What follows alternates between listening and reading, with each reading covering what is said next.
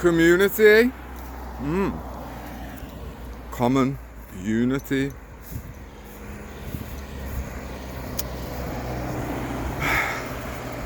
It's what we all strive for, knowingly or unknowingly. We are social creatures. The difficulty, no, scratch that. The work has been learning how to stay individuated within groups,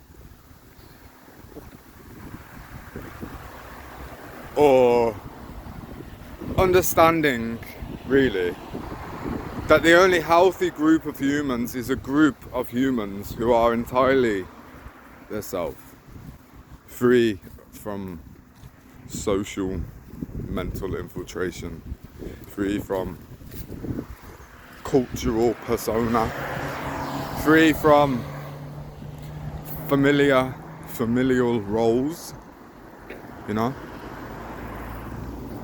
Here I am, kind of vibe. Ones that think for themselves. The ones that can't be assimilated.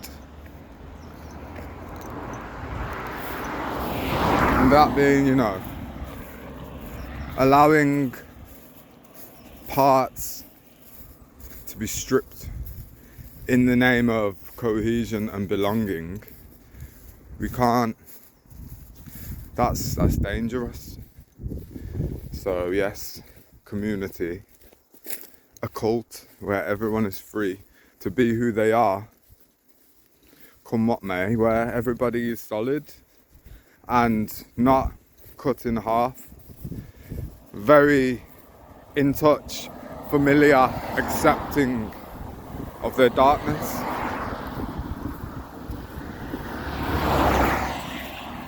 I've just been in the adversely possessed building, squat, if that's what you want to call it, on Glastonbury High Street. It's the first time I've been in there, but I went in, had a coffee. It's nice, you know. The kettle's always on, so to speak. And it's a good vibe.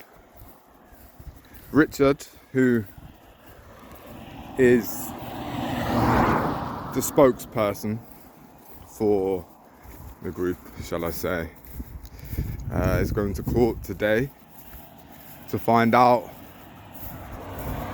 Well, today is the last day they are allowed to be there. Today is a deadline, there's a court case, and I don't know what will come of that, but it's a step in the right direction. Like, we're past the point of asking. We need to take. We need to cater to ourselves. Literally, look after ourselves together.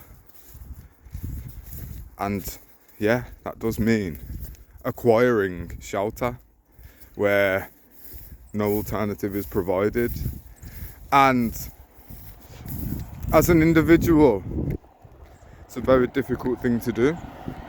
Well, not to take possession of a building, but to sustain that one man alone can be entirely vulnerable, especially when you are talking about organizations and institutions that might make an enemy out of a man acquiring shelter for himself. But when we can start to show that we're doing the job that they ought to be doing, had they the resources or the inclination to actually help, then what can anybody say? Sure, you can talk about contracts and ownership, but possession is 9/10 of the law.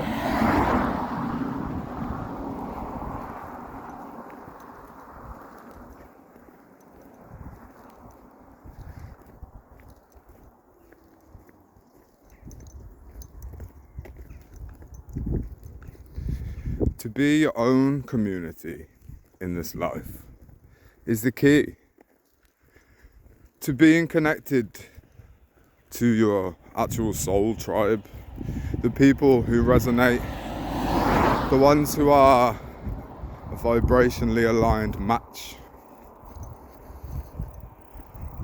I said to my friend earlier when we were having a discussion about how important it is to be building, collaborating with people who worship the same God. And I'm not talking about people who go to the same church. I'm talking about those that have similar eyesight, similar ambitions, and the same heart posture. Because the way we show up in the world is a reflection of what we worship in this life. So, if it ain't my God, then it must be the devil, as per my reckoning. So, it makes sense that we have spent so much time alone in this life, building ourselves up, collecting our ideals,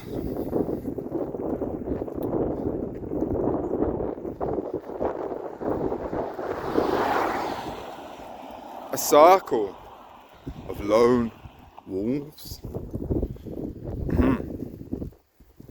each a circle in and of itself.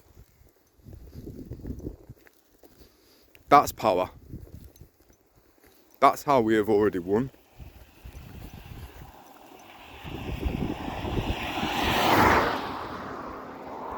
The more we relax, the more everything comes to pass, the more we get to witness the grand takeover, which is just us reflecting a certain energy back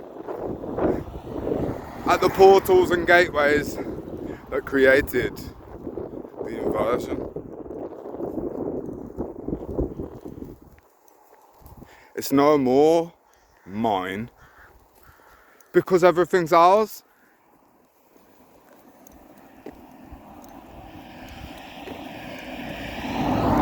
It's not even taken, is it really?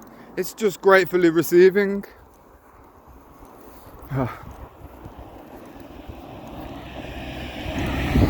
So, in the broader sense, we are all one community. Some of us are into creation, construction, and some people are into destruction, desecration, and that's alright, because everything must go. But now finally we can understand that we aren't here to be eaten.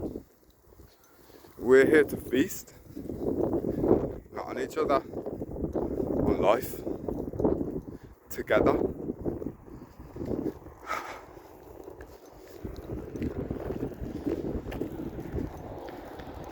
Community, common unity.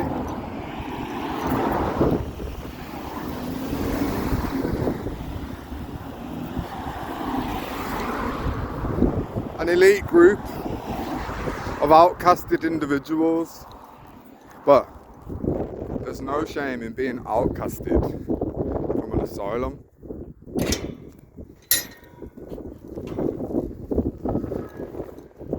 It was never that there was anything wrong with us.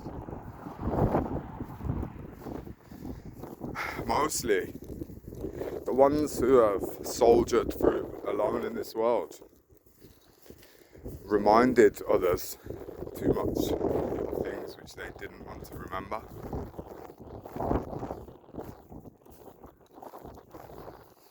And now,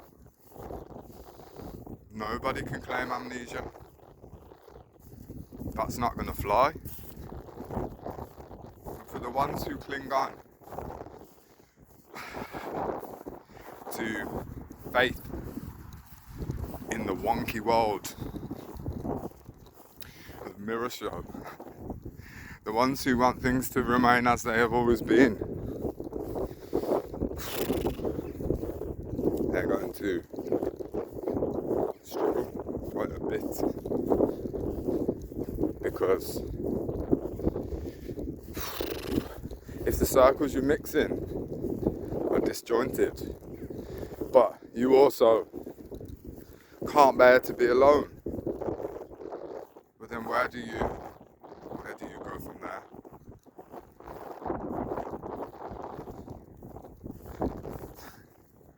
We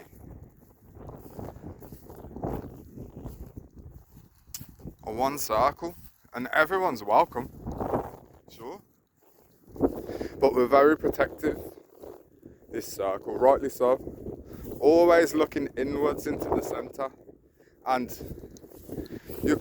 no human can just rock up to the circle and start holding hands and receive the fruit, because, well, we care about spiritual hygiene and where people's fingers have been.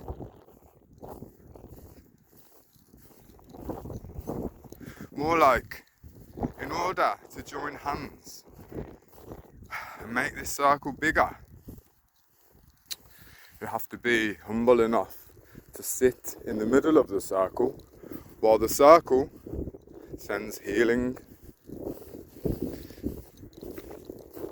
And that doesn't necessarily look like just warm, loving energy transforming into bliss. It looks like, oh, everybody's looking at me. Oh, everybody's judging me. Oh, because that's the secret to understanding that everyone is you.